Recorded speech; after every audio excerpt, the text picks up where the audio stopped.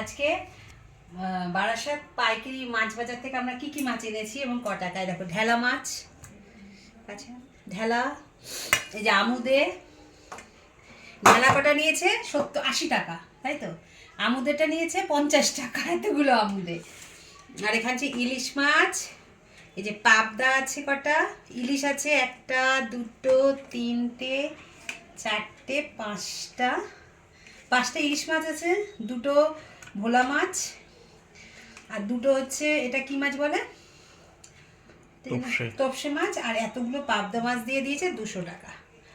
Total আমরা 300 টাকা, 330 টাকা এতগুলো মাছ পেয়েছি বারাসাত পাইকারি মাছ বাজার থেকে। আর এই মাছ কটা কিনতে গেলে ক টাকা লাগতো?